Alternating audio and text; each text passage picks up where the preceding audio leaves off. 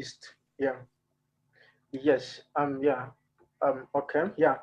Mr. Travis. Okay. So Travis, please make Hamed make Hamed the This. co-host. So Okay. Hamed, okay. So you can be able to be admitting people. Hamed, they watch the link. People are joining. Once you see anybody, admit them in. Okay. Okay. So I That's don't need fine. distraction. Once I start my presentation, I'll be the one doing it. All right. So I want you to undo. It looks like we're good on. We're on Facebook now. Okay. Good. Perfect. Yes, you are live on Facebook now. I've also seen your tag on Facebook too. Yeah, that's better. So is it your Facebook user or? He's using his Facebook personal account to handle that. Okay, that's nice. Okay. Yeah. You understand first. So we will keep wait up to 5 minutes to join the others.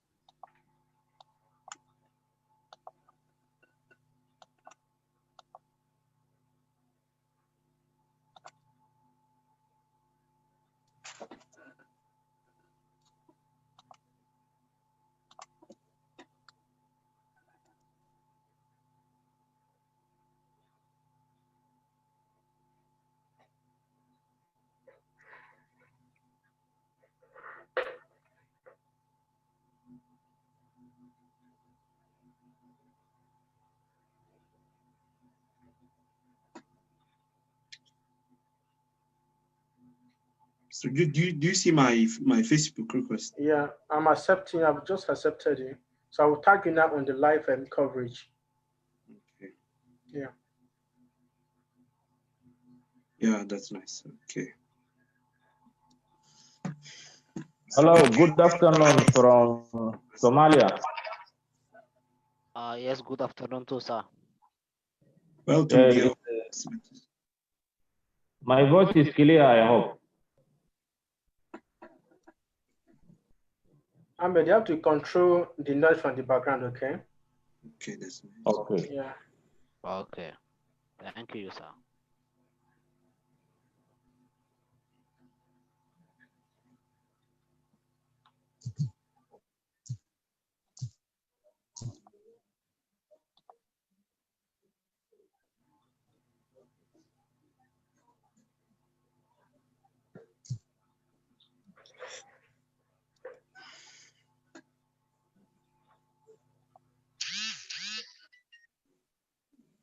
يا ما هو عالم بس كده.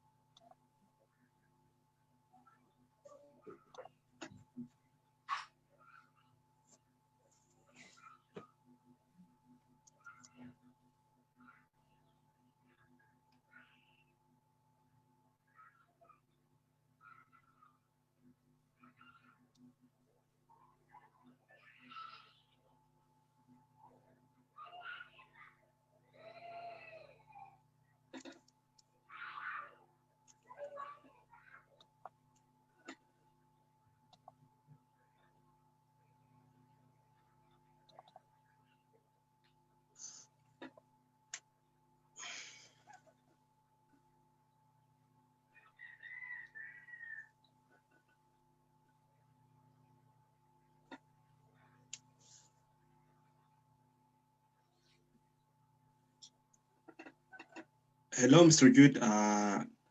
Yeah. I think we can start on because of time.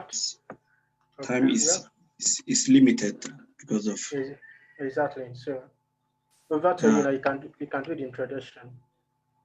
Okay, so can we wait up to the next 4 minutes or the next 3 minutes, or should we start now? Let's start now. Okay, sorry. Let's give them 3 minutes. So let it be 10 minutes are past 4, and that is 10 minutes are past 2 in West Africa. So we can start by once is 2:10 and once is 4:10 East African time. Okay, that's nice. Okay, it's better.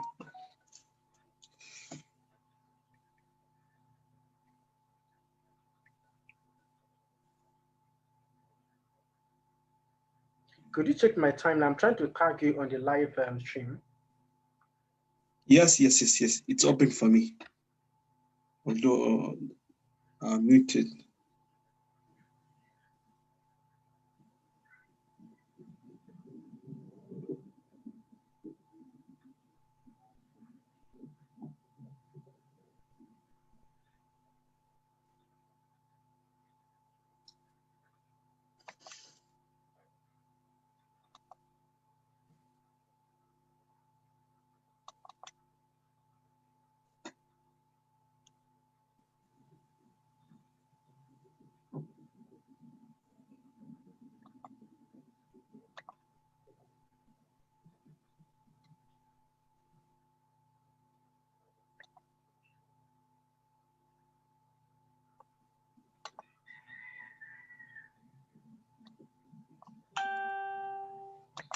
So Ahmed, I've just done that.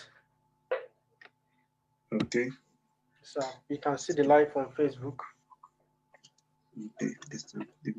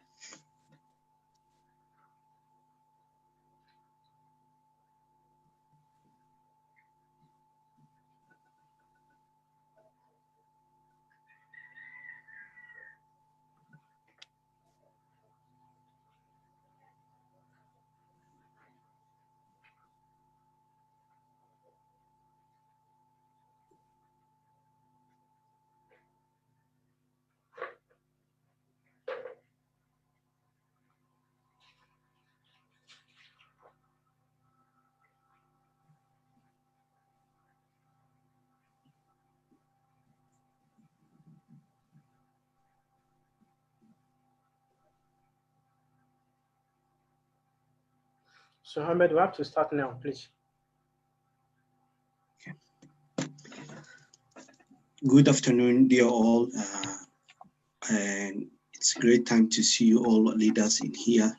And we have been technical problems facing the last 10 minutes, but almost it's done. Today is another day which we want to discuss and talk about the leadership in Africa and how the leadership around the world facilitates and goes on the aspects of young generations around the world. This event has organized by the Center of Education, Advanced Education in Somalia, which supports the education of younger generations and promotes how the younger generations will meet their education by having practical.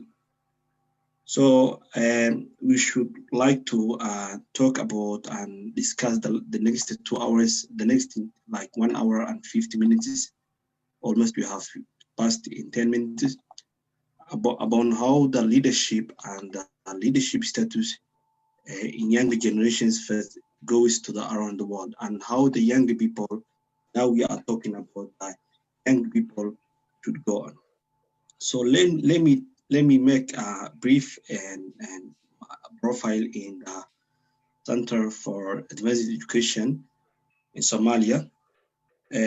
Center for Advanced Education in Somalia has initiated in 2016 with Somali indigenous young people, which they want to promote with the initiatives from young scholars, intellectual, and professionals that like it and realized the need of institution for providing advanced education for Somali people, mainly the youth and children who are leaders and teachers, distorters, and engineers of tomorrow.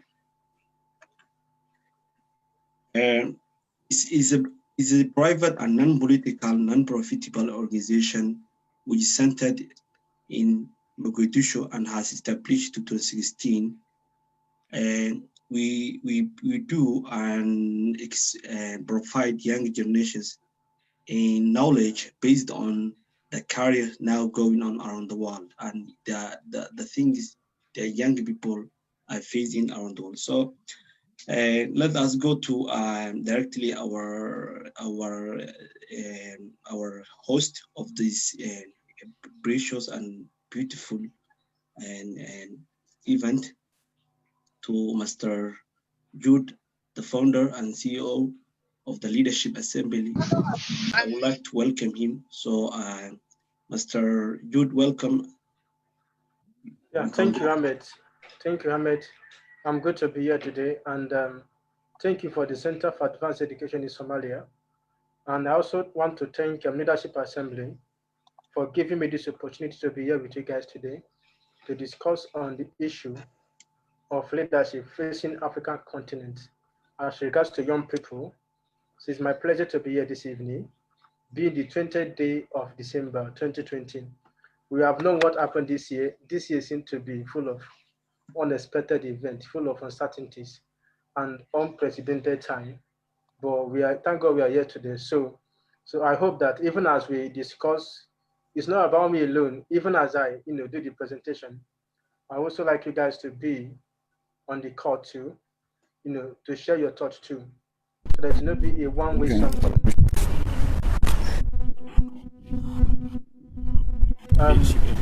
Oh my God. Oh, this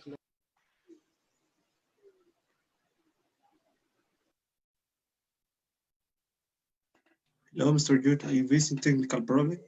Yeah, sorry. So can you guys hear me now? So let me continue what I was saying.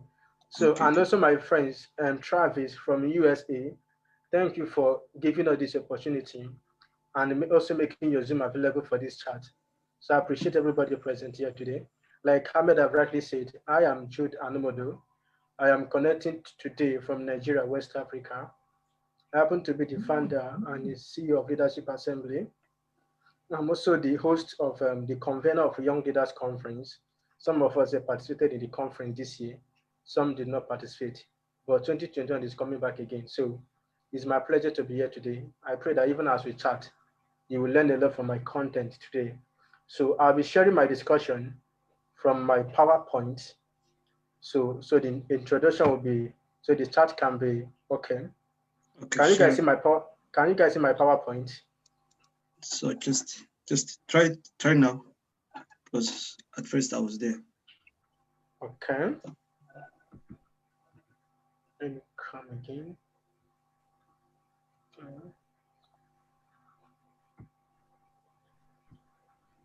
I'm not even seeing the option of sharing my screen. Okay. Share your screen here. Yes. So can you guys see my screen now? Okay. Ahmed, can you see my screen? Yes. Okay. All right. I'm coming. Let me get this clear.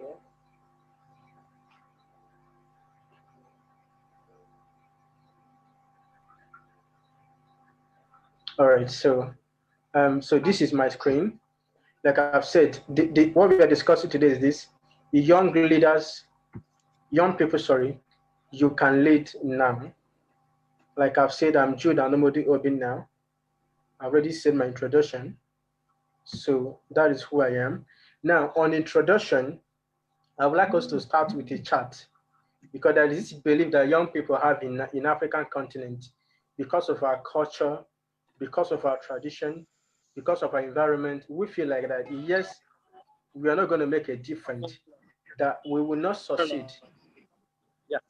that nothing is impossible. So my first question I have for everybody present here today is this: what make you think you cannot lead?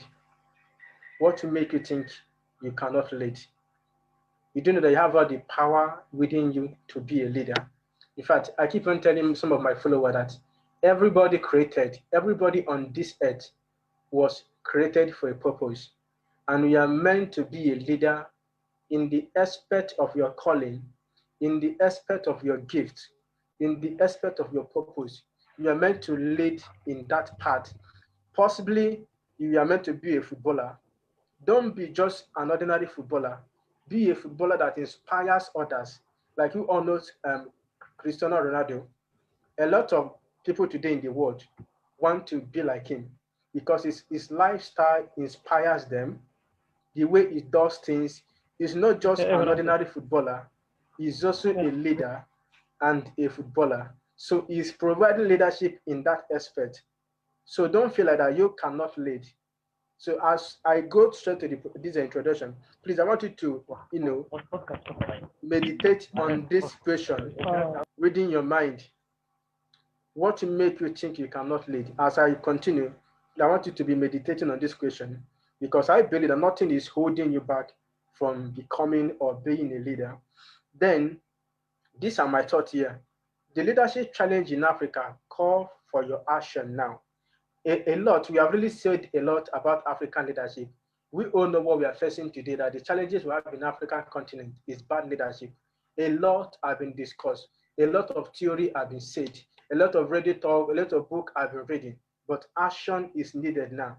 Until we young people take action in Africa, the leadership challenge we are crying for will not come. Nelson Mandela has to stand and take action. Nelson Mandela has to take action by spending 28 years in prison or 27 years just to make sure that his own vision of leadership was fulfilled in South Africa. So leadership challenge in Africa call for what? Action now. And I want you to know, as a young people, you can lead now. Now is the perfect time for you to lead.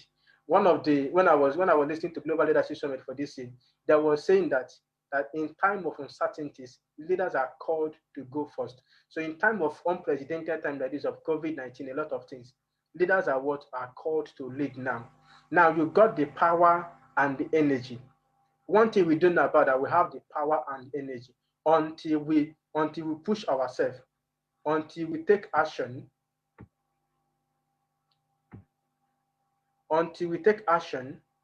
nothing will be done. So the power and energy is within us. It's only when we take action that we will discover our power and our energy. Ahmed. Yes. Please, some people are joining. Are you admitting them in, please? Okay. Yeah. Check the waiting room. So I used to see the update on my screen. So as I'm continuing, now you can make change. As a young leader, you can make change. You can make a difference. Stop doubting your capacity. You have to stop doubting your capacity. You have the power to make a difference and make a change. Youth is the future and the posterity of every nation. This is one of the best ideas I love so much. We, the youth, we are the future of Africa. Our fathers has hope in us. Our fathers are served. It's now our turn and our time to serve. So we are the future of leadership in Africa. We are the bread. We are the, our fathers are celebrated because they have people like us. So we are the posterity of our nations. You, any place you are joining us today, know that you are the future of your country.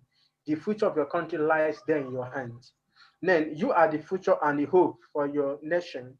Know that you are the future and the hope for your nation because your father will soon go. He has served this nation. He has served faithfully. He has spent a lot of years on earth. It's now your time to take over. So you are the future and the hope of your nation lies in your hands. Now, everyone created was designed for a specific purpose and to lead in that purpose. You are a leader in the area of your gifting. You are created for a specific purpose. Some of us here, we are meant to be an accountant. Some we are meant to be lawyers. Some we are meant to be barristers. Some we are meant to be footballers. So as a leader, if we are created for that specific purpose, look at me. What I love so much is on this mentorship on leadership. I like speaking on leadership. That is my passion. So I was created to function in that area. That was the purpose of my calling. So as a leader, I am designed to function in that area. And this is what we call purposeful leadership. We call it purposeful leadership. Some people today settle on the areas of their calling. Leadership is beyond that. Even as you settle in the areas of your calling, you are meant to provide leadership in that area, because a lot of other people too, we are called to function in that your area. So try to be a leader that mentor and inspire them to be the best they can. Okay.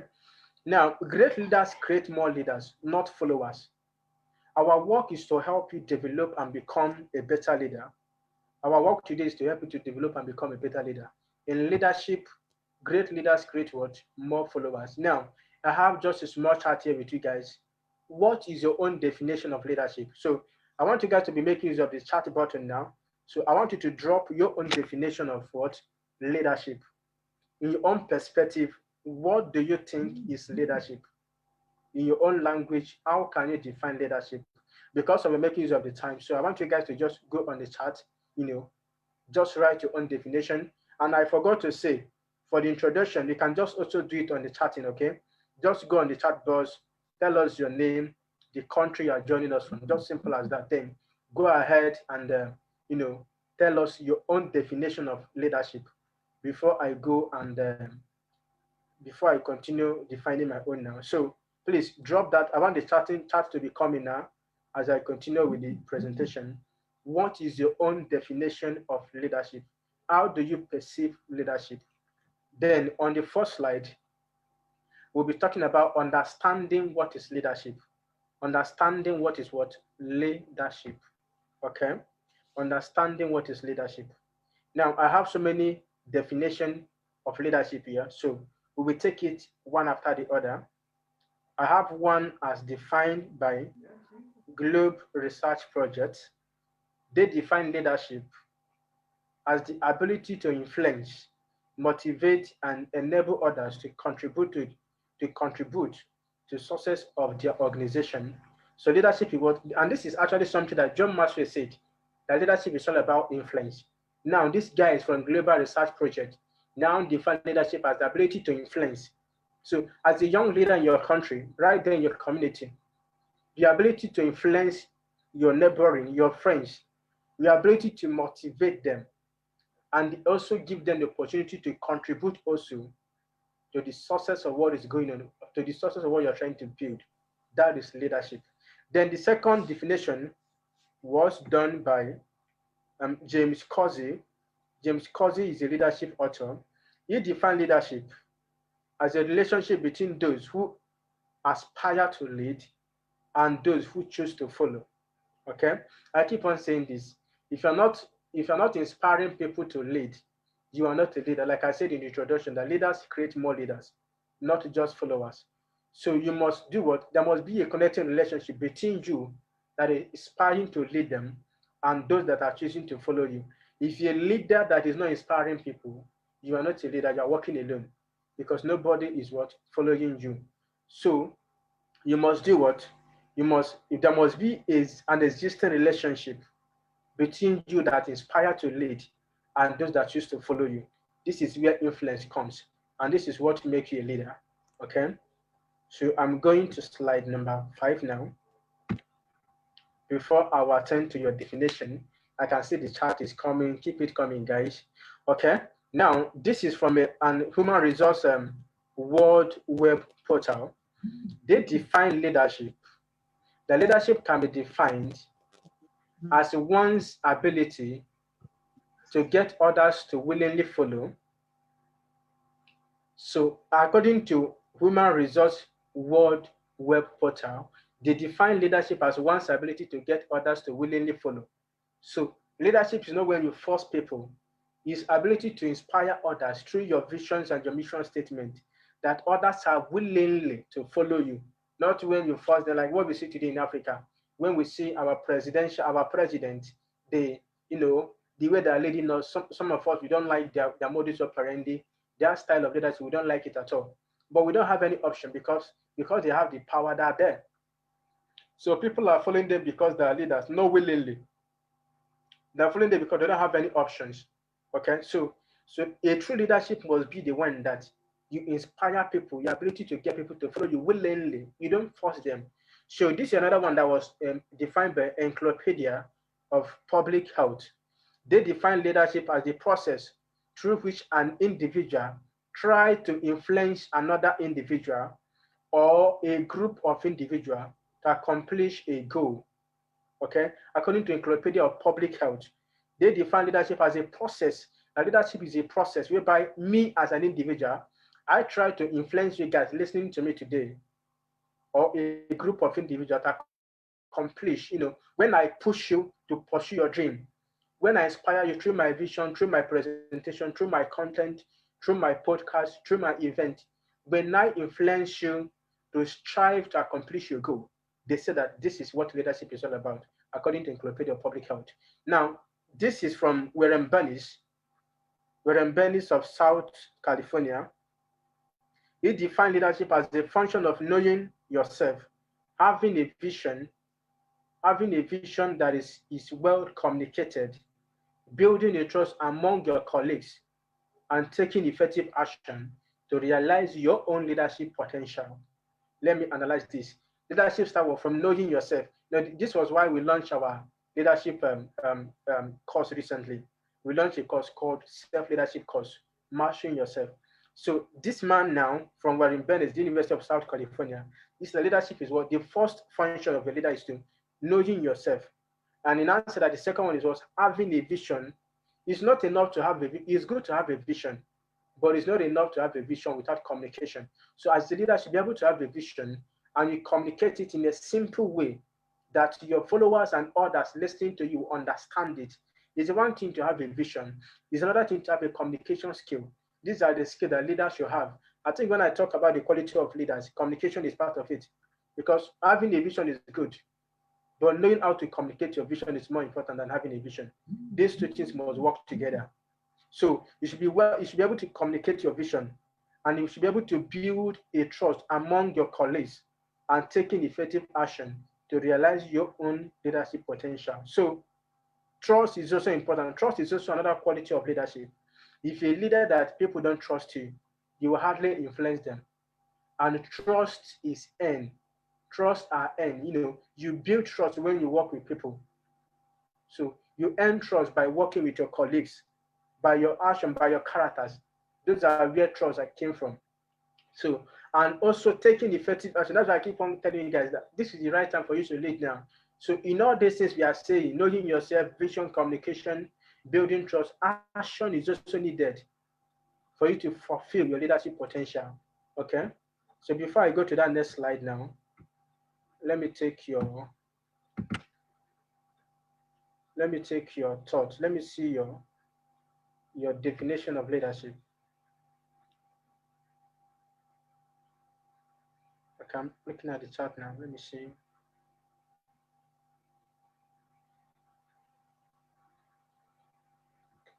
I'm trying to get these guys.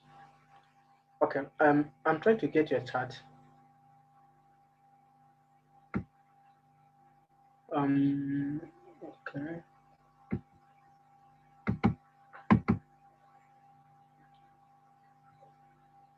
Where is this? Welcome to the iPhone. Okay, maybe we'll take your chart. I'm trying to get it here. I can see your definition of leadership, but I can't find it here.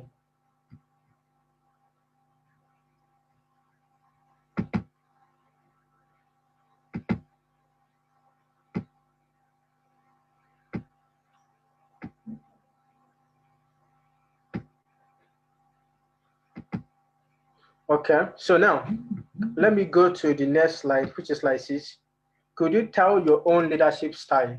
So another thing about you as a young leader that you need to know your own leadership style. So even as I continue with the presentation, another assignment I want you to do for me is this. I want you to write down on the chat button, what is your own leadership style? Are you an autocratic leader? Are you that kind of leader? Are you a servant leader? Are you a transformational leader? So you need to know where you find it. So from your work on leadership over the years, what style of leadership do you think that you fit in very well? Okay. So why I continue now, you can drop the chat in there also on the, you can answer the question by dropping your chat in there. Okay, now what are the leadership model styles? So we want to know the leadership styles we have now, but we are focusing, since we're focusing more in African continent. So now,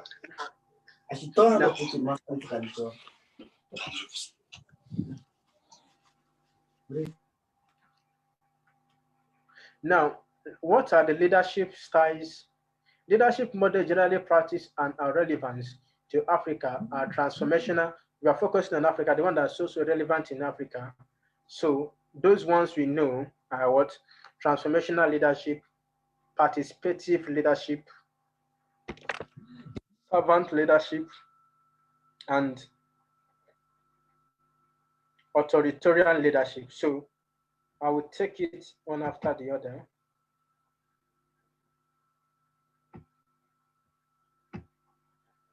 I'm trying to know. Okay, so you can see my screen now very well. So we will start from what? Transformative leadership. The way you know as transformational leadership.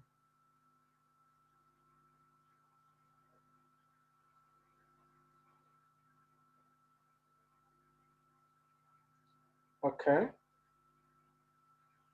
Okay. Transformative leadership has to do with influence, inspiration, intellectual simulation, and mentoring. That is what transformative leadership.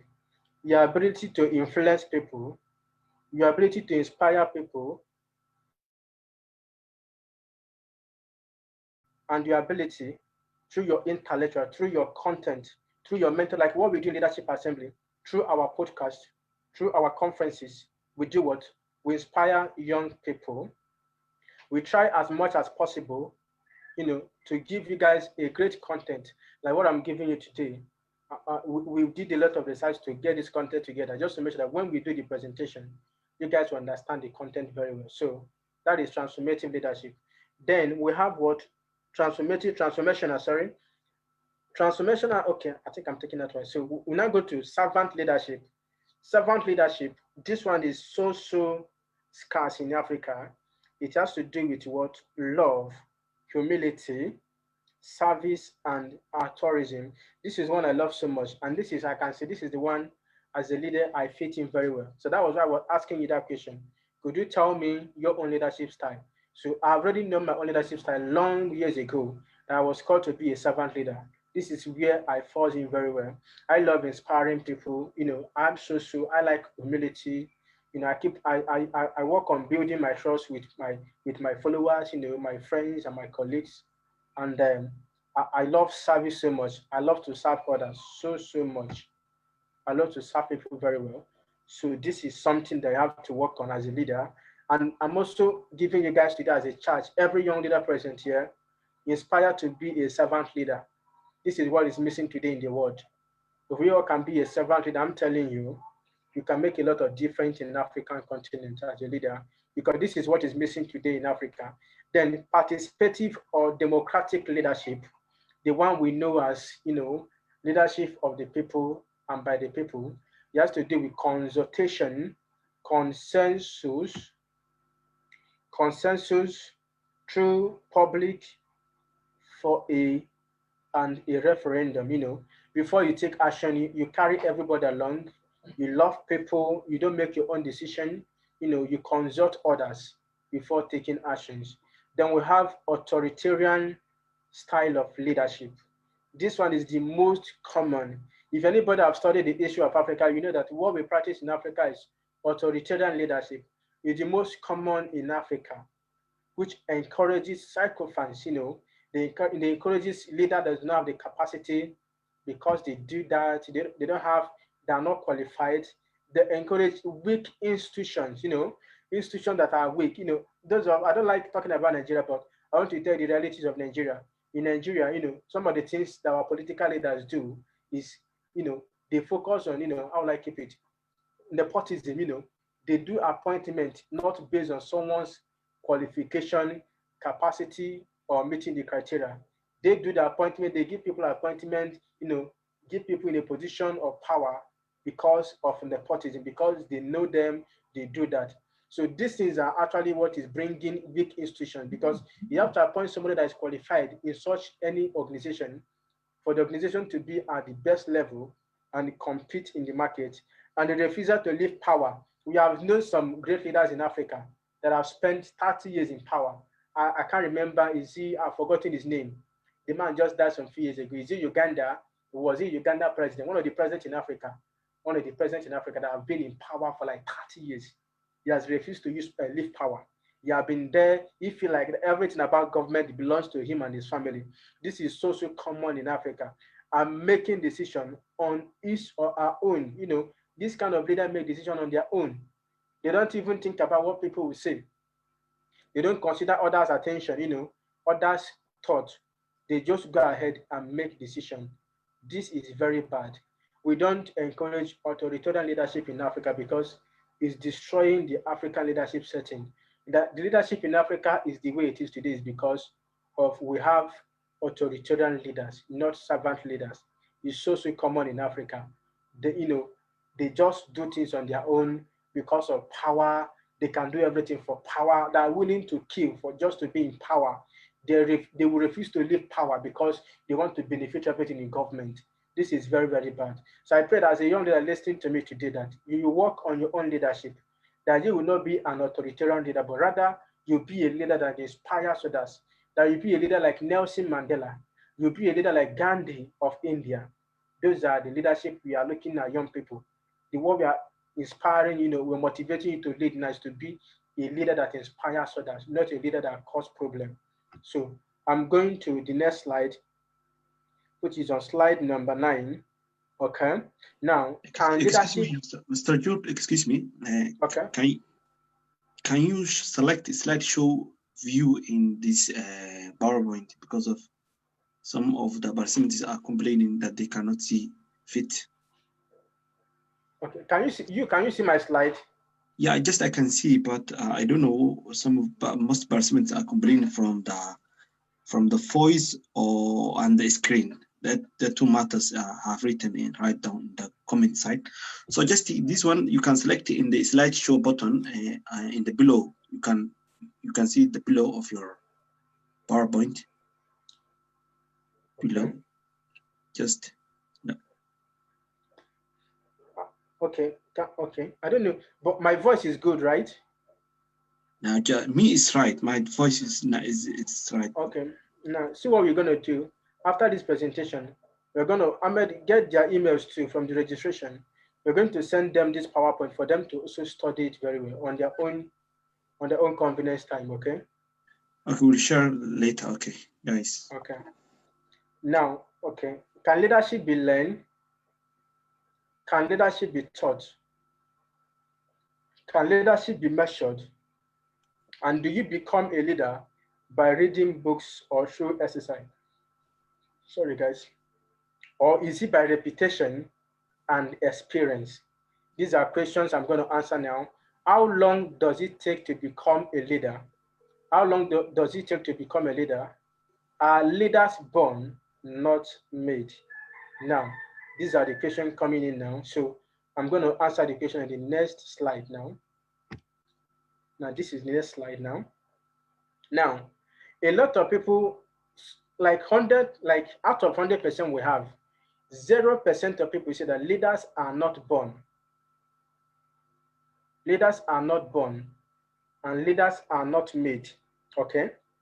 A lot say that leaders are not born. In fact, 0% that leaders are not born, and leaders are not made. Okay?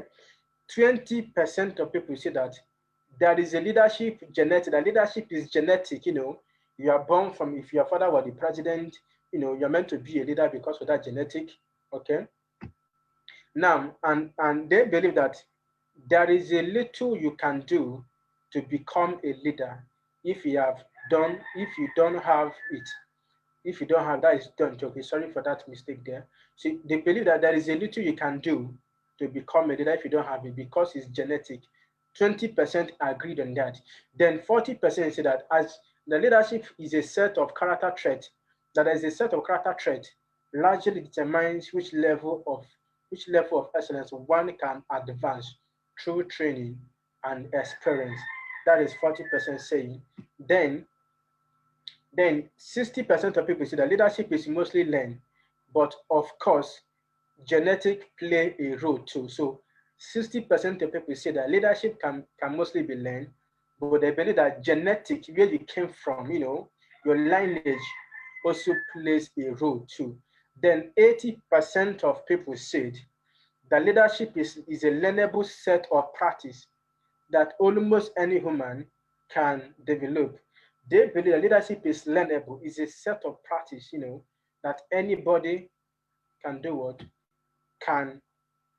That any human being can do what? Can learn, and anybody can develop it and become a leader. That is 80%. Then 100% of people say that yes, anybody can become a leader. And do you know the good news today, guys? Anybody, according to the research I carried out, I have a proof of evidence that yes, 100% of people in the world believe that leadership, anybody can become a leader. It doesn't matter where you come from, whether you come from a poor background, whether your father was the governor or the president of your country, whether you come from a family that you lost your mother, your parents. It doesn't matter where you come from. Anybody can become a leader. In as much you have made up your mind that you will grow every day by day, that you keep on learning every day by day, you can do what? Become a leader. And this is what I note on how to become a leader. This is note on how to become a leader. Okay, so I have 3 steps here on the note. This is my personal encouragement to everybody on this chatting today, on this meeting. This is how we can become a leader. First of all, the fastest way to become a leader is what? You must be able to define problems. I've had a lot of what is going on in Somalia because I'm doing this meeting in partnership with Somalian people, okay? I've had a lot, okay? So what do you guys do? There is a need to define the problem in your country. Maybe you're from Somalia or you're from Somaliland. There is a need for you to define the problem in your country. Define the problem your community are facing. It can be in your neighborhood. Define the problem. Your influence can start from there. It can start from your neighborhood, okay? So describe and understand the problem your people or your community are facing. These are the fastest way to become a leader. Then establish the likely solutions. What are those solutions? Is the solution beyond you? Do you need help? Do you need the government to assist you? Do you need NGO? So you have to establish solutions, likely solutions, and prioritize the list and take actions. Then the last one there is what? Take action. Most of us are afraid to take actions. This is where young people get it wrong because of our background, because of our culture, because of our tradition. We believe that we cannot do it, that we are afraid of everything. See, let me use myself as an example. I am where I am today because I was fearless, because I was action-oriented. Leaders are action-oriented. So I refuse to go back. I said I'll keep going. I might even they reject me, I keep on going. The first conference I did, I know what I passed through. Okay? So you guys should be, you must be action-oriented. Once you have defined the problem, you have established what might be the solution. Now it's time for you to go to actions. Action is very important. Even if you don't get it right, you will learn from your mistake. When you get it right, you keep going. But when you fail, you learn from your mistake and you keep on going. You learn from it and keep going so that you'll not repeat the same mistake again. Okay? My next slide now is on how you can lead now. How you can lead now. This is what David Novak said. David Novak is a great leader from the US. He speaks more on leadership. Okay? This is what he has to say on how you can lead now. He said, leadership is not about authority. Hope you guys can get me. Leadership is not about authority. Leadership is about authenticity. is not about authority, it's about authenticity. And I said that leadership is not about power, it's about personality. So it's about your person, it's about who you are. As an individual, what is your personality? So it's not about, your power. You can have any power in the world. If your personality is zero, you cannot influence others. And leadership is not about control, it is about character. How is your character like as a leader? You need to work on your character. And leadership is not about role. It's not about you being in position. It's not about you being in power. Leadership is about being a role model. Sometimes when I see a lot of people today, sometimes I'll be going through the social media, I see some people, quoting some of my quotes. So that means that learning from my content, they believe I'm giving them the right content. They're trying to model me. So it's about being a role model. Can you be like a lot of us today? We know Nelson Mandela. A lot of people today want to be like Nelson Mandela. So it's about being a role model. Now, leadership is not about those, it's about those decisive moments. You must be decisive. You must be decisive to be authentic. You must be decisive to be a person of personality. Your character must be played in. You must be a person of character, good character, and you must be a person of role model. Those decisive moments matters as a leader. You need to work on this. This is what David Novak said. Now, let me go again on how you can lead.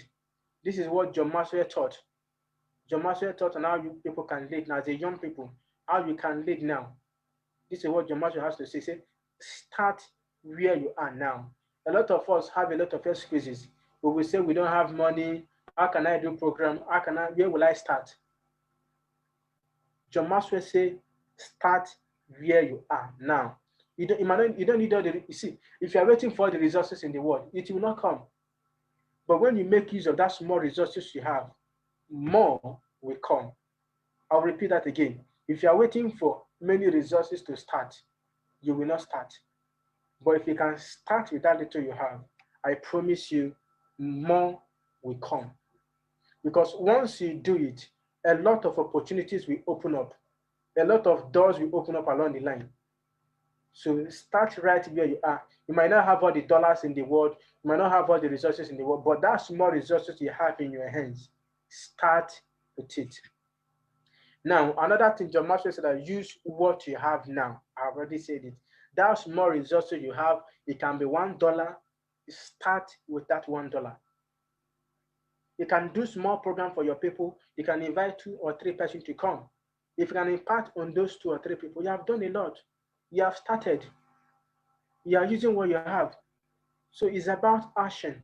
It's about you using what you have. Stop waiting for billions of dollars to come in your account before you start with what you have. Use what you have now. And finally said, and do what you can now. Do what you can now. That thing you can, do it. That little one you can, do it. Okay? Stop waiting for a lot of things to come before you start. Whatever you can, do it. That your small contribution matters a lot. Okay? So I keep on telling you that leadership is the daily growth. Every day you must make up your mind to add value to people's lives. So you must keep growing every day by day. You must keep growing every day by day. So on my next slide, which is slide 14, I'm still talking about how you can lead. Now I've taken a thought from John Maxwell and also from David Novak. This is what I have to say on how you can lead now. I have to itemize it in 3 steps so you guys can catch what I'm trying to present here, what I'm trying to say here. Now, step 1 is this. You have to understand yourself. On how you can lead now as a leader, where you can start now, you have to understand yourself very well. Your inner power, your purpose, and the purpose of leadership. You have to know that leadership is not about power, role model, about resources. You have to know the purpose of leadership. You have to understand your inner self.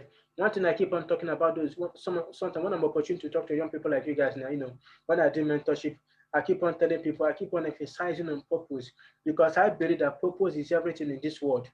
Okay? Once you discover your purpose, that is when you can be able to lead.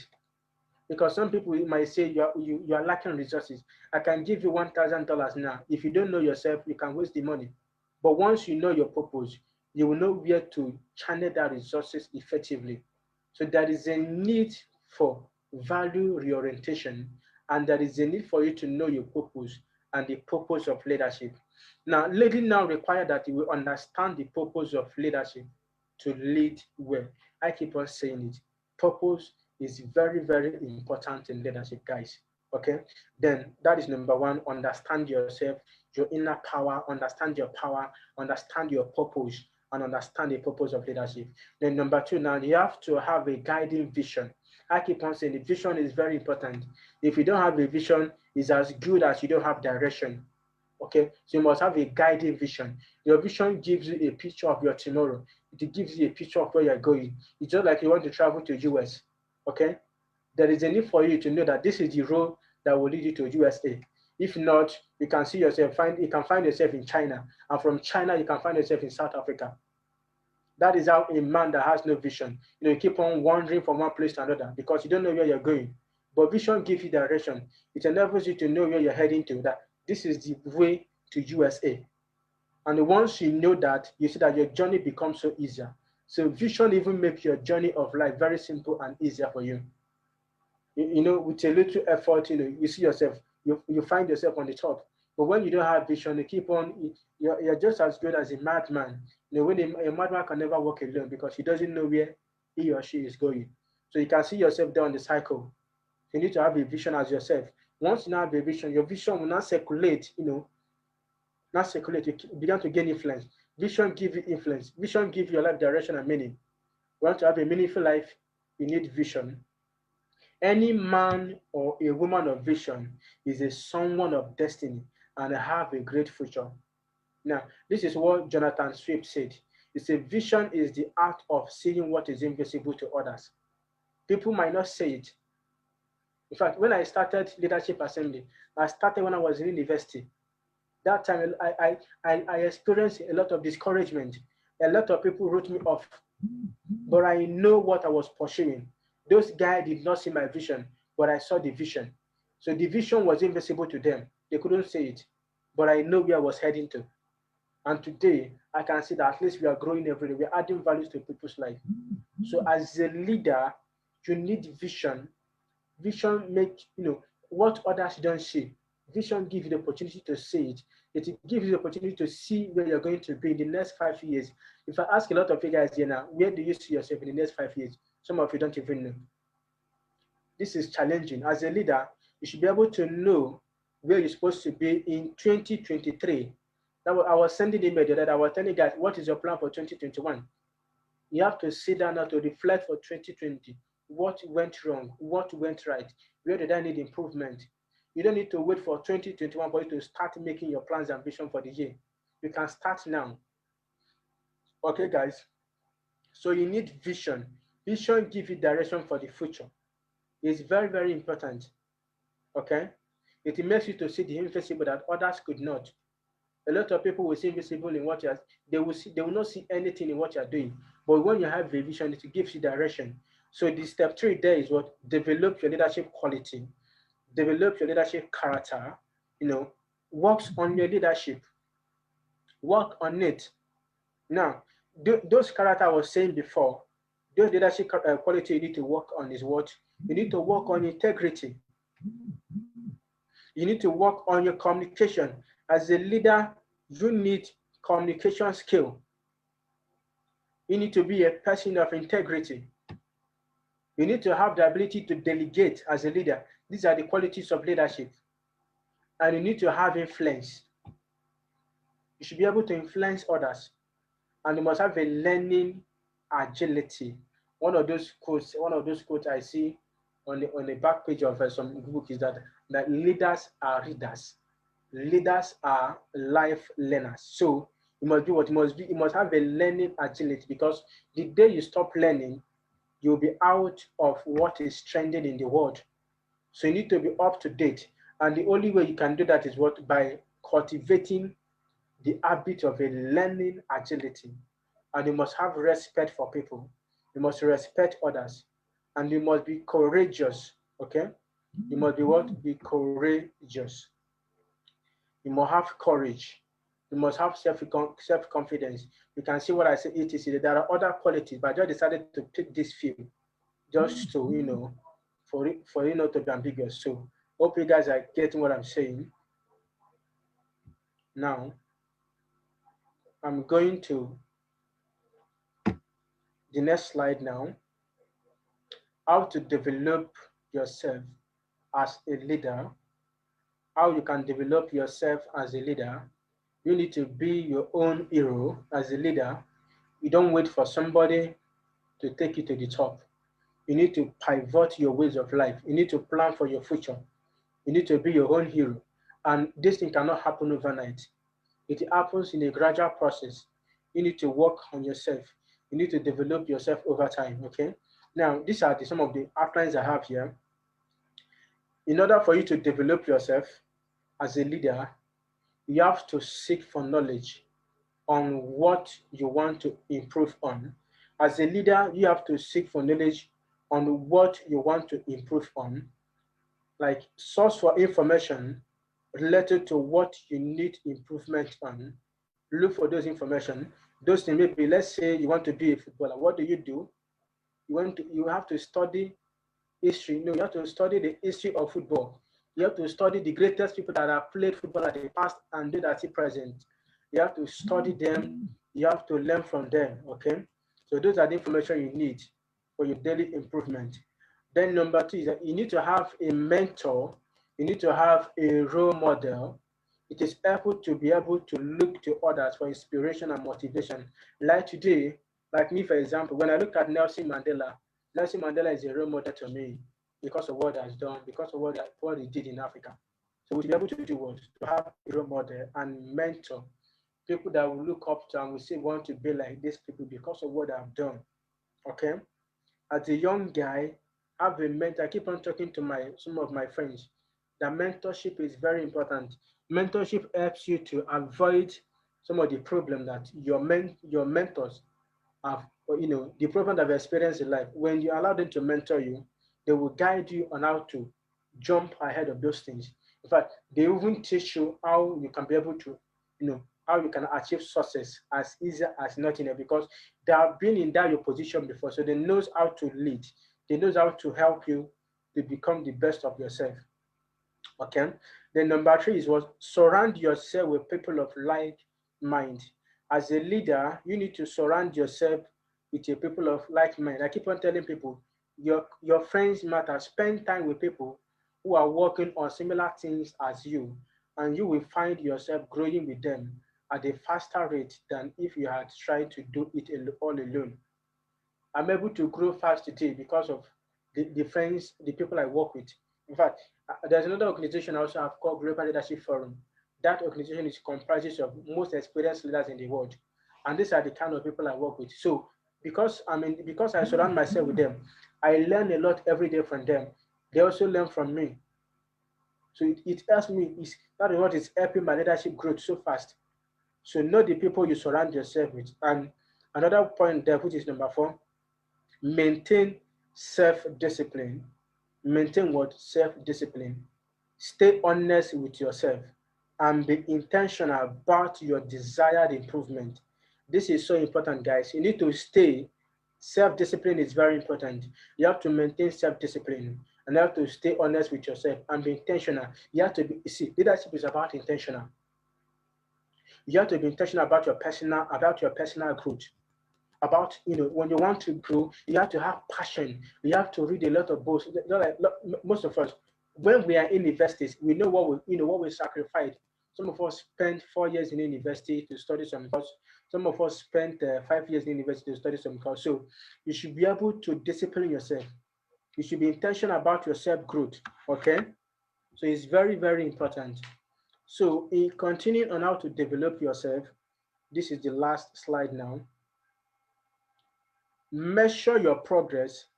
Reflect at the end of each day, as it has a way to really know if you are moving in the right direction and when or where to pivot as you go along.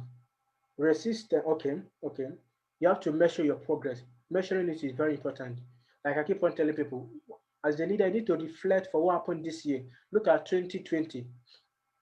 A lot of things happened this year. You have to measure your progress over time because leadership is a growth every day. So you have to measure every day. You have to keep on listening to leadership content, leadership material that inspires you so much. So you know whether you are growing or not. And the consistency is also another thing that is very important. Consistency is the key. Self-development does not happen slowly and deliberately. So it takes slowly, it's a gradual process. Every day you have to keep learning. Every day you have to keep improving. Consistency is what creates meaningful change. Okay, if you need change in your life, there is need for consistency. Okay, then embrace change. Embrace what? Change. Only action leads to change. You guys, I keep on telling you guys, action is everything to me. If I want to change, there is a need to take action now. There is a need to act. Okay, you need to change your life. There is a need for action. Now follow your passion. Don't allow anyone to discourage you guys. You have to follow what? Your passion. Don't allow anybody to discourage you. Following your passion is so important. Don't be discouraged by anybody. There is a need for you to pursue your passion. It's very important. Okay, so this is how I come to the end of this training. So before my friend here from US have a small thought to share with us. Okay, so and I will allow you to do that before we go to your questions. Okay, I think Ahmed, are you there? Yes, Hello. thank you, Mr. Q. Yeah, I can hear you. I was listening you. And thank you Okay. for the kindful and the pretty explanation on the leadership style that you have known and you have experienced. Hello? Yeah, I can hear you. So now, before we go to So before we go, I think you want welcome to Mr. Travis to say something about the leadership before we go to participants. Yeah, before we go to the task. So let Mr. Travis, can we have your content ready, your presentation? So before we go, Hold on just 1 second. I'll get it. Okay. Okay, that's fine. Okay, and Barsimentis, I think you all can hear me. If you have questions, I will let you say and discuss or ask your questions directly, Mr. Jude and Mr. Travis in their experience. So, and or if you have a question which you are thinking about to ask in leadership style or in the problems that we normally face, whether we are in Somalia or whether we are in Africa. So you can write down in the comment section, and then I will prioritize to ask the Mr. Jude and Mr. Travis togetherness. So I see Mr. Yakub, your hand is up, and Habil Mukhtar, your hand is up. Okay, maybe we will give you the next time to ask. So let me welcome Mr. Travis. Mr. Travis, are you ready?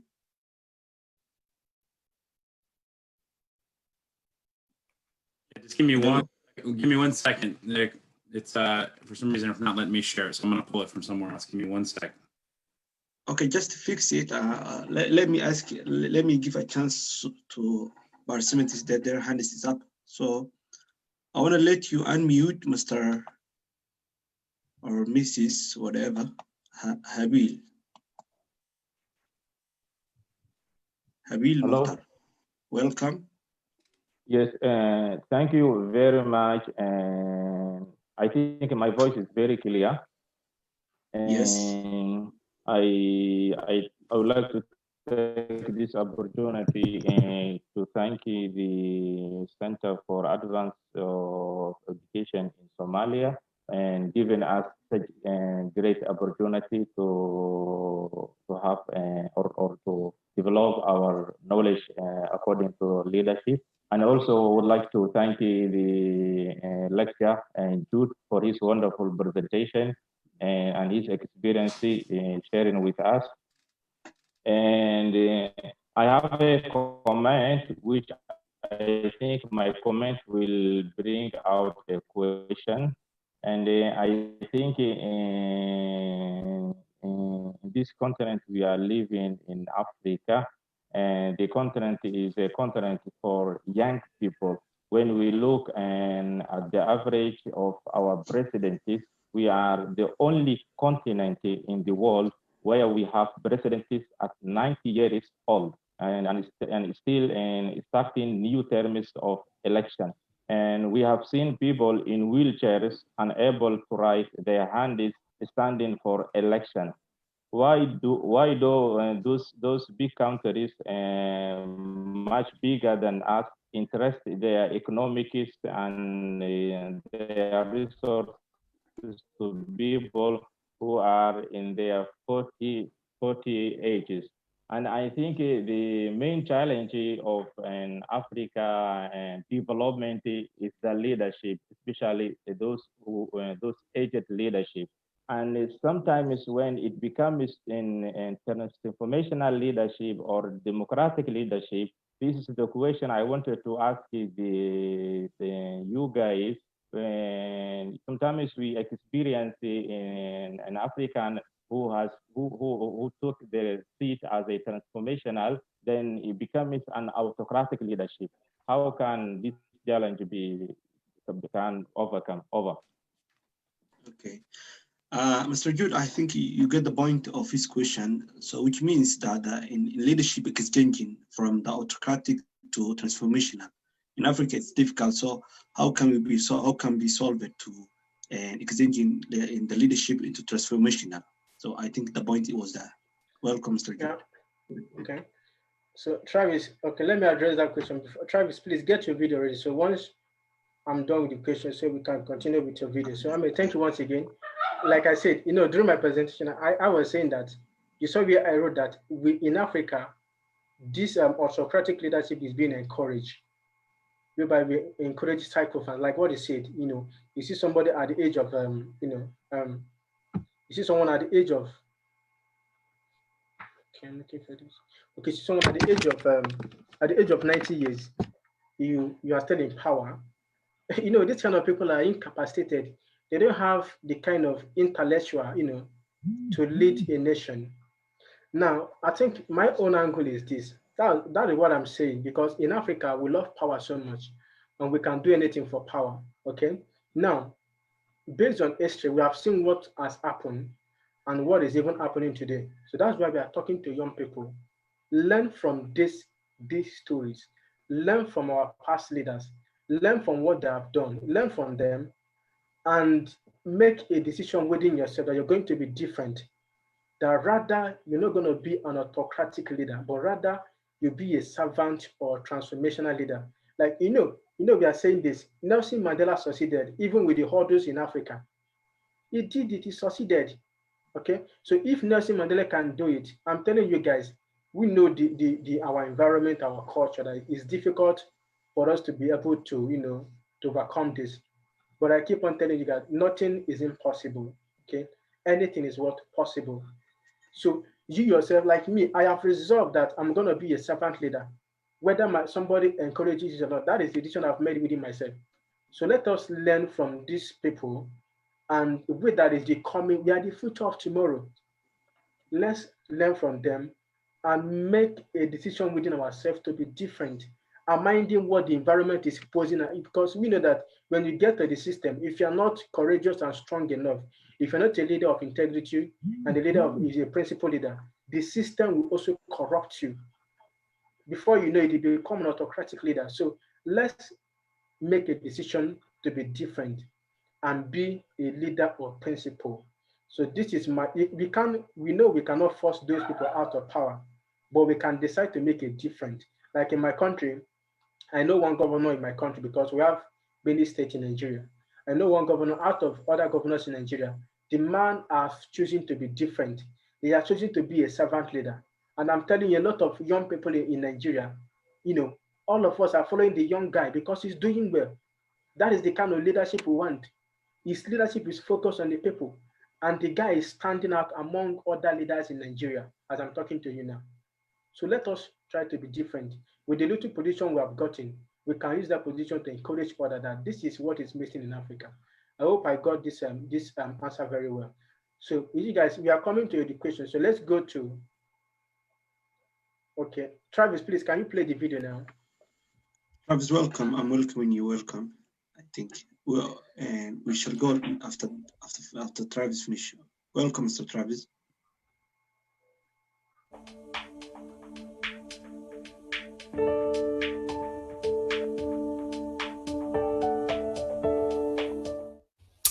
Hello, hello, hello, young leaders. I am so glad to be with you. Greetings from the United States of America. My name is Travis Van Duzen, and I am a leadership and communications coach with the John Maxwell team, and also the owner and operator of the Travis V Consulting Group. And I am so excited to just be with you today, just to spend a few minutes with you talking about one of my favorite topics. Probably one of the most passionate things I can ever talk about is the subject of leadership. And we have a common friend, and our friend Jude, who has asked me just to spend just a few minutes with you today to discuss a topic that I believe is near and dear to my heart, because I believe that it is very, very important for our success as leaders. You know, we've all gone through this extremely challenging times during COVID-19. For some of us, it's been losing people. It's been deaths. It's been very serious. For some of us, it's been job losses and difficulty and many other challenges that we've had to face during this time. And unfortunately, for most of us, we look at this COVID-19 pandemic and all we can see is problems. All we can see is everything around us is struggling, and people are dying, and jobs are being lost, and people are so uncertain of what's going to happen next.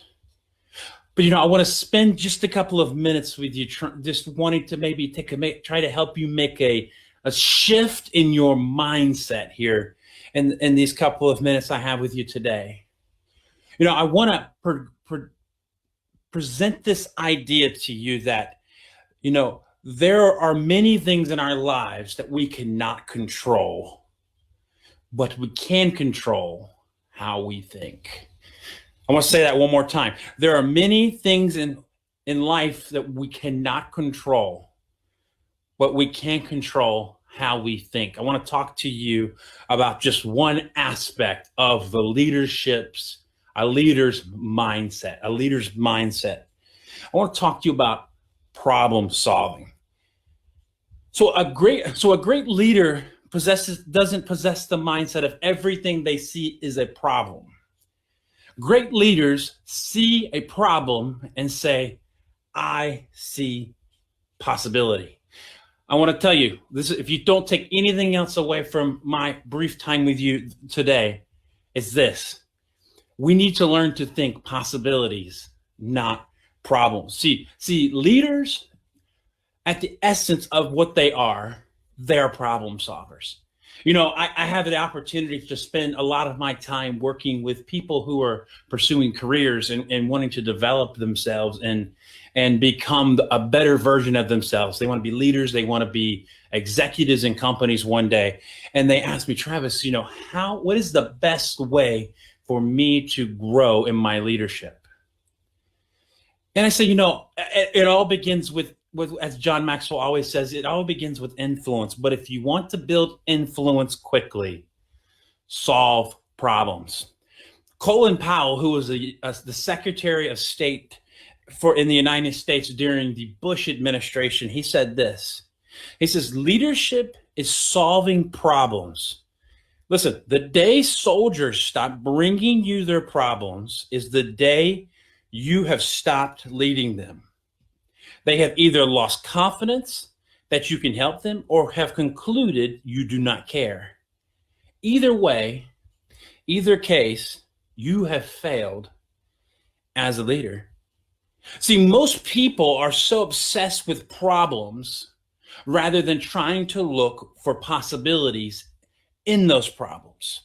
So we have to train our minds. I want us to have a shift in our mindset to move away from this idea of seeing problems, from shifting from problems to possibilities. See, great leaders realize that they cannot control the problems that they have, but guess what? They can choose how they frame the problem.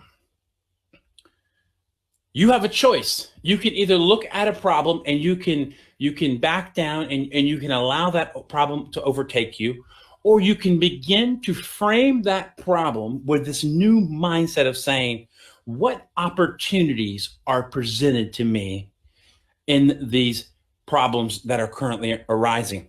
See, the reality is every crisis creates unexpected problems. Every crisis also creates unprecedented opportunities. You know, during this COVID-19 time, I believe there's going to be two kinds of people who are going to look back on this time, and either there's going to be a very positive reflection or it's going to be a very negative reflection. For me here in the United States, and I imagine for you around the world, this has been a period of time where things have slowed down dramatically for all of us. Things have slowed down. My schedule is not as busy as it maybe once was. So I had more opportunities, especially early in the pandemic. So what did I do? I took that opportunities. Instead of reading one book a week, I jumped to 2 books a week. What did I do? I took that extra time in my schedule. I didn't just sit down and put my feet up on the desk. I took that opportunity to grow myself and learn and move myself further ahead. So I believe the two perspectives we're going to have 5 years from now with COVID-19 is either we're going to be that person who chose to take advantage of the opportunities that were presented to us, or we're going to be those people who are living in regret because they have decided they never made a decision to utilize that time that was given to them. See, most people just see problems, but the best leaders address the problems to seize the opportunities. So the values you bring to your organization, to your company, is your ability to solve problems. So I got 3 thoughts on how do leaders solve problems. Number 1 is leaders should always be running towards the problem. You know, if you've ever seen a house on fire, you know, when the firefighters come to put the fire out, you don't see them running away from the fire. You see them running towards the fire. The reason they're running towards the fire is because the problem is in front of them. As leaders, when problems happen, we have an obligation to face towards the problem. We have an obligation to run towards the problem. The second thought I want to tell you is this: problems often lead to new opportunities. We've kind of already said that, but it's just a good reminder. The third thing I want to say is problems are the birthplace. This is the birthplace of all opportunities. Listen, apathy finds excuses, but passion finds a way. Leaders lead with passion. You know, you might be facing a difficult choice, or you might see a problem with only 1 or 2 solutions. You know, taking option A and B is off the table. But I want to ask you a question. Is there an option C? Are we considering all of our options? Are we looking for that new opportunity that could be birthed out of our current problems? You see, anyone can point out a problem. It's very easy for me to say. It's very easy for you to say, hey, there's a problem. That's not working. It's very easy for us to say that. But leaders just don't point out the problem. A leader does something about it.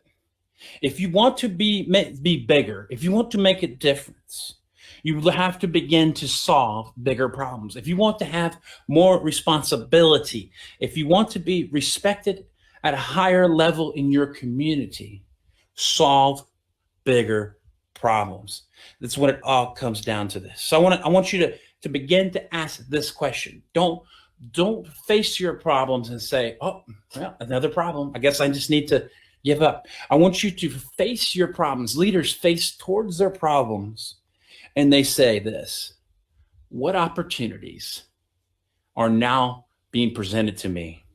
What opportunities do I have to go out and problem solve and fix issues and change situations for other people? See, that's how leaders become leaders of influence. They go out and they change other people's circumstances. So what is a problem that you have an opportunity to change? Maybe there's a third option for you. What opportunities are right around the corner for you? What problems are you facing in your communities that you as a leader could step in and start providing solutions for, and in return be building that influence that you need as a leader? You know, it doesn't matter how young you are, it doesn't matter how old you are. When you are able to solve problems, you build influence.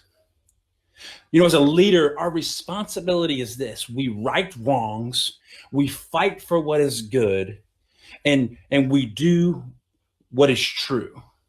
You know, the CEO of the John Maxwell team, his name is Mark Cole, and I've had the privilege of being mentored by him from a distance and close up for a couple of years now. And one of the things I love that he says is this: leaders are made for hard. I'll say that one more time. Leaders are made for hard. Leaders are made for hard and difficult circumstances. I'm going to look at you and I want to tell you this. I don't know you, but I believe if you were an aspiring leader and you desire to make a difference in this world, you are made for hard. You are made for moments like this. You are made to make a difference. Embrace the pain, embrace hard, because leaders don't do things that are easy. They do things that are hard. That's what makes us a leader. And I want to end with this final quote by Craig Rochelle. You know, he says this: a leader will always grow and get better because everyone wins when the leader gets better. I want to thank you for allowing me just a few minutes to share with you. I bless you. I am here to resource you. I thank you for giving me just a few minutes to share. And I am here to do whatever I can do to help you in your leadership journey. God bless, and we will see you guys at the top. Peace.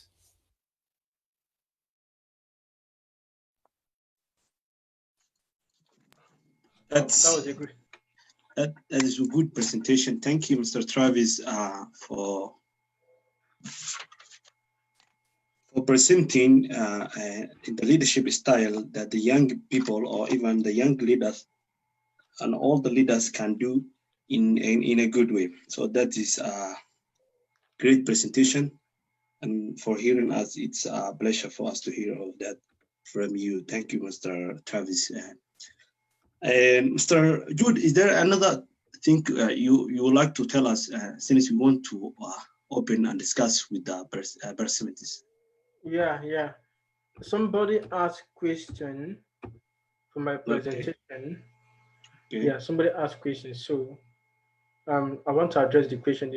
The person was asking, is there any difference between, can I say you're talking about leadership or leaders and managers? So, but before I do that, Travis, thank you for that powerful presentation.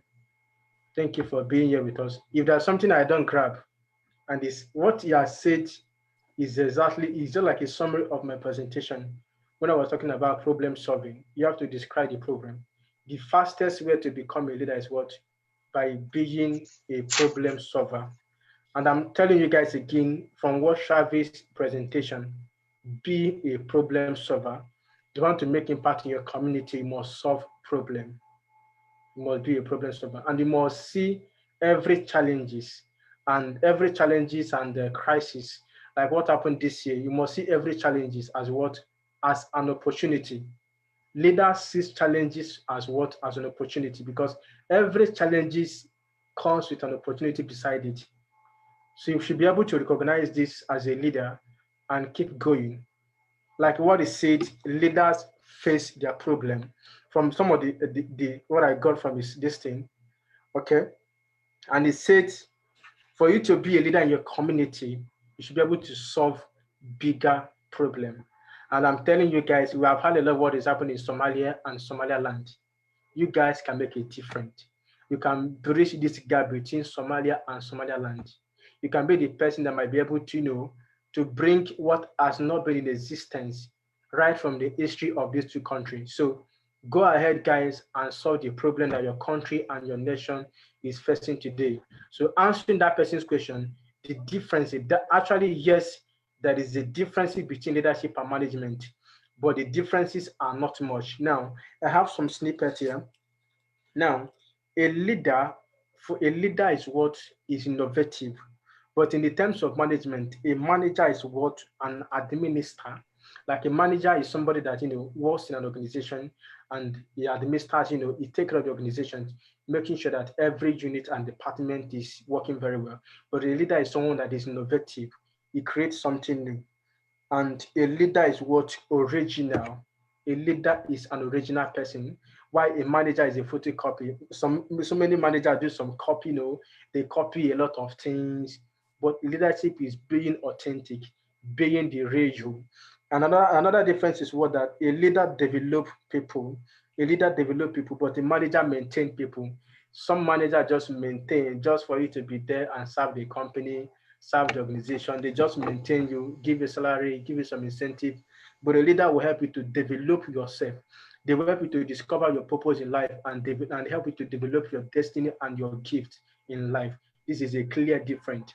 And another difference is what a leader focus on the people, but a manager focus on the system and on the structure. They will keep on telling you, I am the boss, the other person is the vice president, I am the CEO, the other person is second, the vice CEO.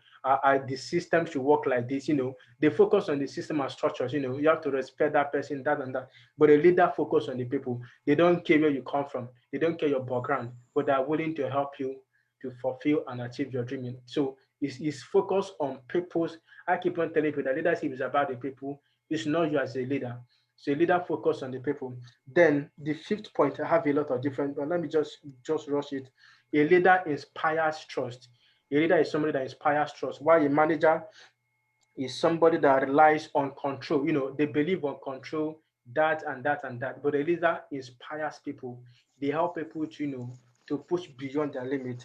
And the leader has a long range perspective, but the manager has a short range view that just concerned about, what will happen now, our company need to dominate this year, we need to make profit this month.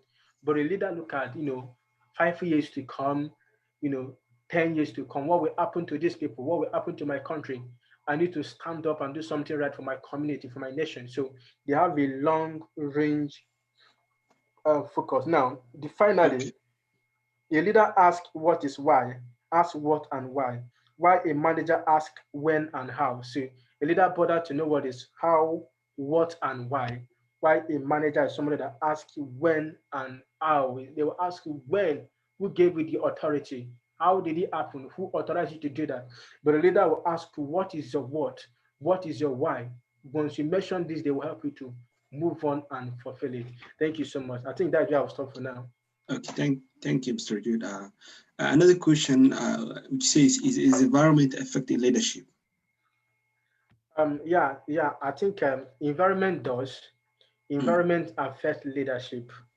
We cannot say that the environment we have in Africa continent is as the same as the environment we have in USA. I think one of the major differences in between Africa and other countries. Let me just use USA as an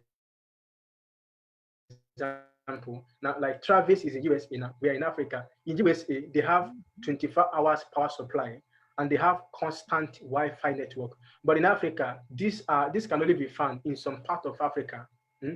This is one environmental effect now. Okay, so and this is making us some of us that are not opportune to be in those environments. You see that we find it difficult to spend time online, be online always, to get some information. We have to subscribe to our data and that. So environment plays a major effect on leadership. Now look at our environment in Africa. You know why? Do you know why? Like what is being practiced today in leadership in Africa, if it's been done in US, it won't happen. It will not happen in US because we talk of authoritarian leadership. It doesn't do that. In some African countries, we have constitution, but the constitution is not in practice. We just have, like in Nigeria, our constitution is derived from US constitution, but our constitution is not being practiced enough in Nigeria. Because if you follow it the way it's being followed in US, our political system and our leadership system will be as good as US. But you see that it's not as good as that. So environment plays a major factor in leadership. But as a leader, we have the power to determine whether the environment will affect us or not. Because I still believe that anything is possible. We have the power, nothing is unchangeable. Okay. So don't allow the environment to affect, because one thing I've discovered the only that the environment, we have allowed the environment to affect us negatively and insert a negative mindset in all that. Africa is a very hard country, nothing is important, nothing is possible here. It's a very hard place to be. Okay. So we have the power to determine whether to be affected by the environment or not. So to me, it has effect. Okay. But the power is still within us to correct it. Thank you. We will go to participants' discussion questions. If they have questions direct to you, let us raise your hands if you want to ask questions. So I got 3 questions which I want to ask you, Mr. Jude and Mr. Travis. So that one of these questions will go through in Africa, which is, the ideology of leadership in Africa are different. So, Mr. Jude, in your experience and how things you have met and how things you have listened in different perspectives. So, can you say something about the ideology of leadership in Africa normally? Like I said, this is even part of my presentation when I talked about authoritarian leadership. In Africa, we seem to embrace authoritarian leadership. But I have this personal mindset that what we need in Africa is servant leadership. That if somebody like Nelson Mandela have done it, I believe that we can do it. So my ideology is, and what I'm promoting in African continent is servant leadership. Okay, driving my experience and role model from Nelson Mandela. I believe that Africa should embrace servant leadership if we want to compete with other nations of the world. What we need is servant leadership, and I believe that this is achievable if the youth today can rise up and stand on what is right. If we can rise up today and stand for what is right, I'm telling you, the brand we are promoting in Africa, which is servant leadership, started from Nelson Mandela. We can achieve it. We can achieve it. And I'm telling you, we are going there. So that is my own little perspective about what I believe about Africa. So Travis, I don't know that you have any thought. Yeah. It's a great experience because in Africa, we have a lot of problems in when we get a position of leadership because of we believe as normally as a resource or as a benefit when we get in leadership position. So there are a lot of problems in leadership as you have experienced before me. If I move to the next question is, there is an impact in leadership in different styles of life. So, and the impact of leadership in social service, for example, in education or in health, is there an impact of leadership in of health and education, or the whole social service that the community need to gain from their leaders? Welcome, Mr. Jude. Okay. The impact of leadership in social science is in social service, including health and education. Social service. Social service.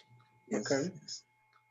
I think when it comes to stuff like that, when it comes to something like that, John Maxwell said that everything rises and 4 on leadership. Okay, so leadership has a big impact on our social service as regards to health and education. Now, let me take, for instance, country like Finland. I don't know that you have read history of Finland. These are the country that has one of the highest educated country in the world. What's the modus operandi of that country? Because they are highly educated. Okay, you see that once their leaders are not doing well, because they're educated, when they have issues against the government, they stand in one voice because they know what is right. Okay, because they're educated. So leadership has a very big impact to play on our education system and on our health, because those in health sectors and those in education system, if they are good leaders, I'm telling you, they will encourage scholarship, they will encourage community service, they will empower people that are doing this, and they will bring resources to support them. This is outcome from leadership. And when good leadership is not there, you see that they will overlook this. Like I said in authoritarian, these people encourages sycophants. They encourages weak institutions because the leadership is weak.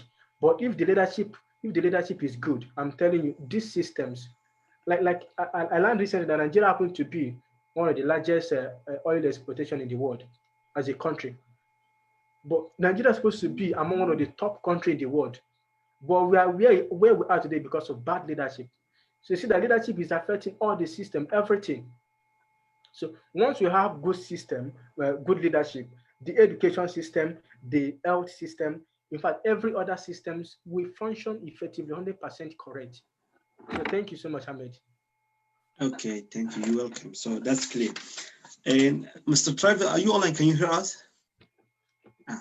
No, I like what Jude. I mean, Jude is saying is dead on. You know, one of the things I always say is, you know, leadership. It doesn't matter where it is in the world. You know, yes, it comes down to just a few questions, and followers are always asking this question: can you help me? Do you care about me? And can you help me accomplish my goals? So if we can answer those 3 questions, we'll always be successful. okay, that's nice.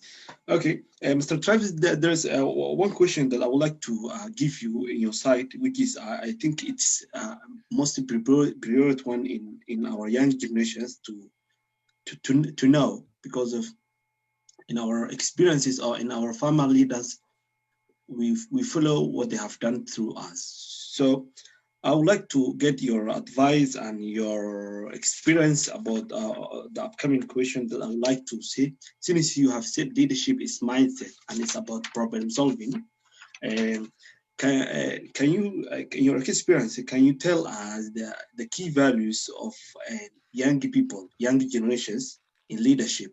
For example, we are different in the continents. In Africa, we have different values, different perceptions we are believing about our leadership. So, in your experience and in your approach of leadership, so what are the values of young generations in leadership style? Come on, welcome, Mr. Travis. So I believe that the values that are going to truly change our world really begin with us transforming from a individualistic mindset back to a community mindset. Especially here in the United States, in the last 20 years, there has been a radical shift towards individualistic leadership, individualism, where the focus is become what can I get, what can I accomplish, what can I do for myself. And in that process, we have failed and we have forgotten that our ultimate goal, not just as leaders but as human beings, is to be community minded. I think if we begin to shift back to this idea that every person is a person of value, that we value every life the same way, that everybody has a purpose, it all comes back to, do we truly value everyone? And I think if we can answer that question with a yes, we can begin to change our mindset. Thank you. It is great to hear it, which is about the leadership comes from the every person's aspect. So so let us give we are approaching the time. We are having, I think, the 2 hours from the 20 minutes. So do you want to say anything else? Yeah. Before In we go addition to to what, yeah. So thank you. In addition to what Travis, I agree with Travis. So in addition to what he said, like Lori Dusker, one of her book, she said that leadership is a mindset in action. Okay, so it's about the mindset, and I keep on saying there is a need for value reorientation to young people. Some people don't know their values. It's a challenge to young people. There is a need for value reorientation. If people can understand their values, this will help them to become a better leader. Okay? So if young people know their values in Africa, like when we are cooking, like let's say you're preparing a food, you know, that food you are preparing, let's say you're preparing a soup, there is a need for you to put Maggi. I don't know if you guys understand that maybe Maggi is maybe it's African language, okay? So if you don't put that Maggi give that soup a taste. Or let's say salt. Like let me use salt as an example. Let's say you're using the salt to prepare a food. That salt, there is a level that salt will get. That salt will lose its value. And once you put it in that soup, it will be valueless. Once the value has vanished, the value has finished. Okay? So you have to put the salt when the value is still active for you to give it the taste you need in that soup. So what am I saying? So young people, once you discover there's a need for value reorientation, until we know our values, we will not know where we fit in this world. Until we discover our callings in life, we will not know where we fall in. So there is a need for value reorientation for us to be effective in leadership and in any career we find ourselves. Thank you, Ahmed. Thank you. You're welcome. So we are having, I think, 15 minutes to finish because for the time we decided to complete the event. So let us give the next 15 minutes and between the participants and you. So is there anyone who wants to ask you a question? Somebody asked a question here. He said, how can we combine our leadership one idea? Or how can we combine our leadership in one idea or opinions? Can you see the question from the chat? Yeah. How can we combine our leadership in one idea or opinion? In one perspective, how can we combine to our leadership? I think the first thing. Come on. I think the first thing is for you. That's why we keep on telling people that leadership start from knowing yourself. It is start from self. So you have to have your own personal vision and personal goal before you can become a leader. It's now your goals and your vision that inspires others to follow you. So you should be able to put your, that's why we talk about communication through my presentation. You should be able to, have your own personal leadership goal, and you should be able to communicate it effectively. So have your own, like my own leadership opinion. I believe in servant leadership, and that is the idea I have. And this is what is helping me to impact a lot of young people. Okay, so how do you combine that? Define your own personal leadership goal and your own personal leadership vision. It's very important. Have your own personal leadership profile. This will help you. Thank you so much. Thank you very much. So I let the participants to unmute themselves. So unmute yourself and ask, or if you have any question directly, you can ask Mr. Jude and Travis together. Anyone have a question to, or shall we go to reading the questions have been written in the comment section?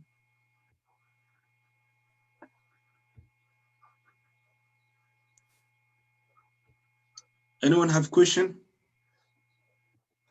Or anyone want to say something about the leadership or what he has studied in the last hours? Yeah, let's have the chat, guys. Everybody present, can we have a chat on what you think is the best way forward in African leadership setting? So what do you think is missing? And what do you think we should do? Come on, guys, let us participate together. We need to share ideas and hear from you about how you are getting the event. Is anybody saying something?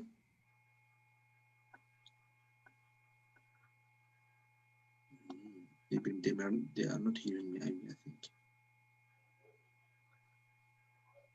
Let me read the names. I see Omar, Johab, Hashim, Hussein there. Let me find it.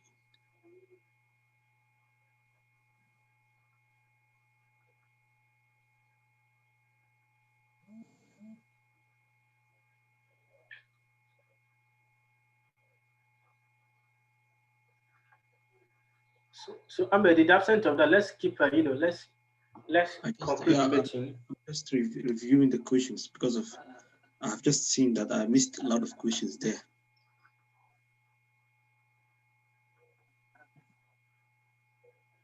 We can change our leadership if we any opportunities.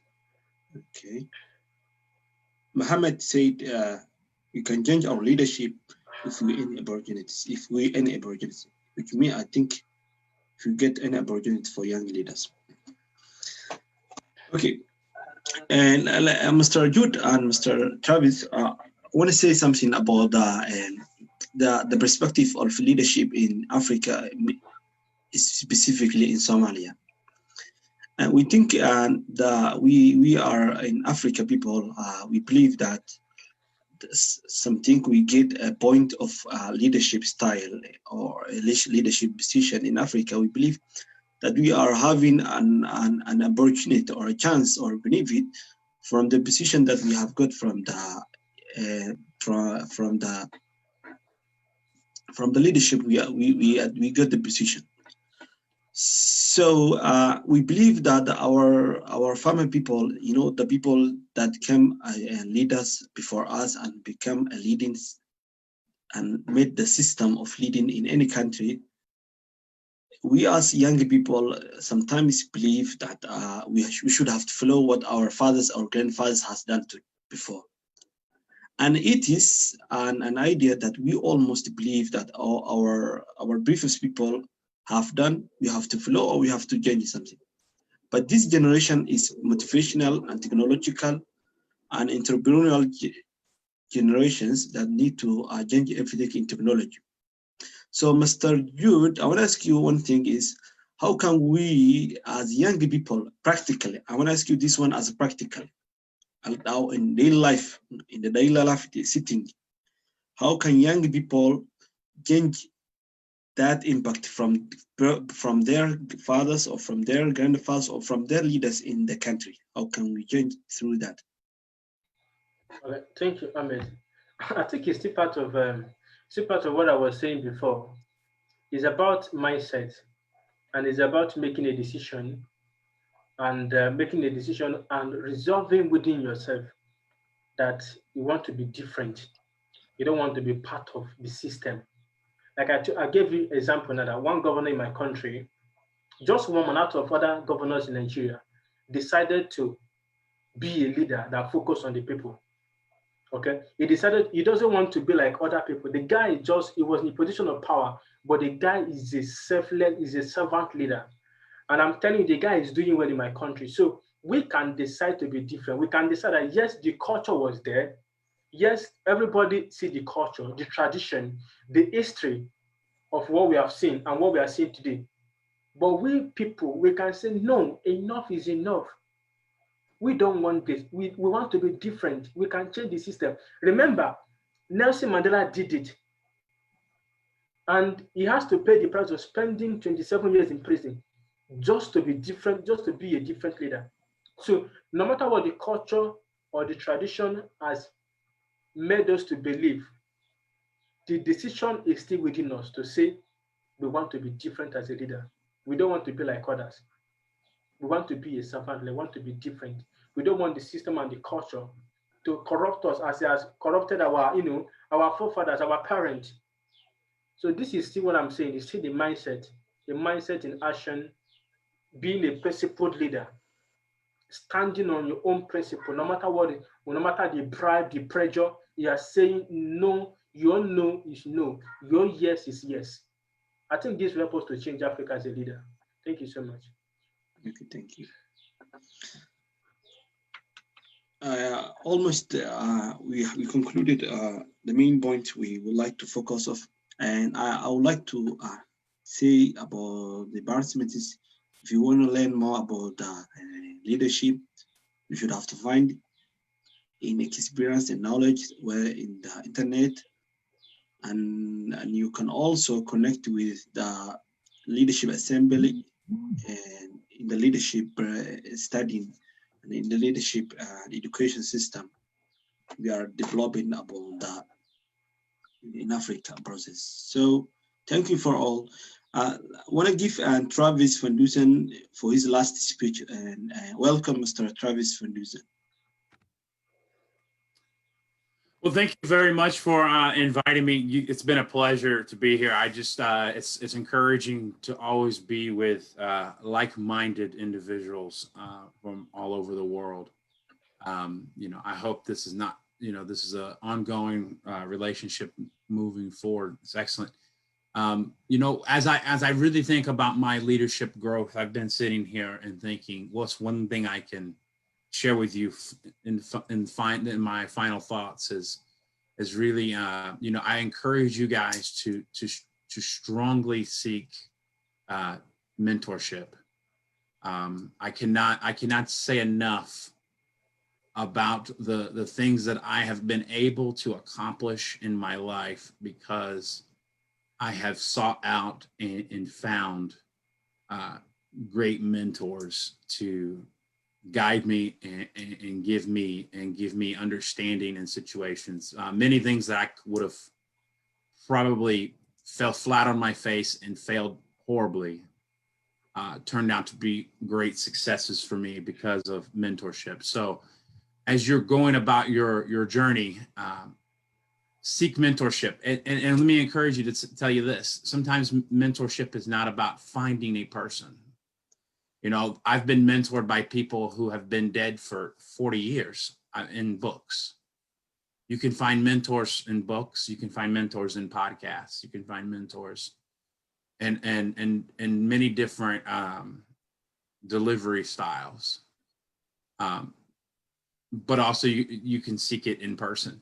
But the value of leadership is truly growing with that understanding that we have to have that constant thirst of knowledge and of learning. So thank you guys for being here. Thank you for investing in yourselves. I look forward to working with you guys in the future. Thank you. Thank you, Mr. Travis. Thank you very much. I would like to complete and eliminate the event. So, Mr. Jude, welcome. And what's your last points you would like to say about the leadership? Yeah. Thank you. Welcome. You can open your video if it is okay. No, I think I'm on the hot seat now to open the video because I'm about to. Yeah. So I want to thank you once again, Ahmed. Thank you for this opportunity. Thank you for Center for Advanced Education Somalia. Thank you, Leadership Assembly. Thank you, my great friend from US, Travis. Thank you for sacrificing your Sunday. You guys didn't know now should be about 9 a.m. or 9 a.m. or 8 a.m. in US. This is about church time in US. But Mr. Travis sacrificed his church service to be here with us today and spend 2 hours with us here. So, and he also gave us his Zoom. So I'm so happy about that. So, Mr. Travis, I'm very, very much grateful to you. I owe you a lot of debt. So once again, what I have to tell you guys for the people that came, I keep on saying it. My last statement is what? Young people, you can lead now. Let me take it again. Young people, you can lead now. Now is the right time to act. Now is the right time to take action. Don't wait for big resources. Start with that small resources. Like what Travis have said, we can provide the mentorship and guidance. If you need our assistance, you can reach out to Ahmed. Ahmed is my good friend. Anywhere you need help, we are willing to help you. Leaders do what? Leaders create more leaders and not followers. So we are willing to mentor you, give you training in whatever capacity you want. So Now is the right time to take action. Don't wait for somebody to do it for you. This Africa we are dreaming of, now is the time for us to start it. We can change Africa. So once again, thank you so much and have a great week and a great Sunday evening. Thank you, Mr. Jude. Thank you.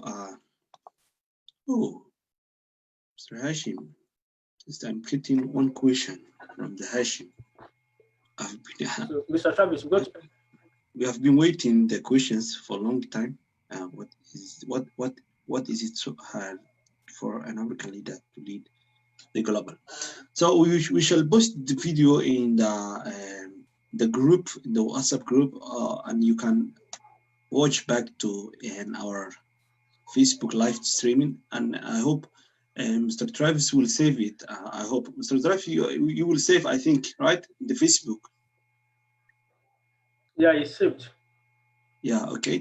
And you can watch it back. Mr. Travis and Mr. Jude also covered these all questions about the leadership and the leadership in the world, the difference and the perspectives and everything, which is based on the mindset of the leaders and how they think and how they do in the leading.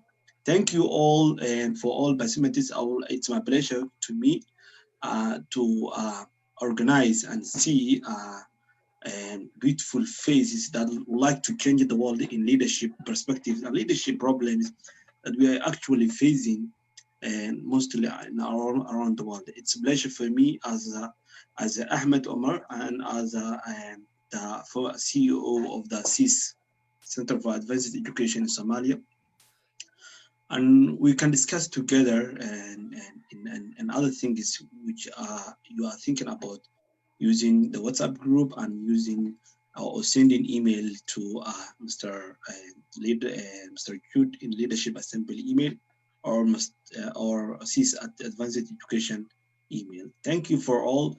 Have a good evening, and I think we should go out. Bye-bye. Bye-bye, everybody. Everybody, bye-bye.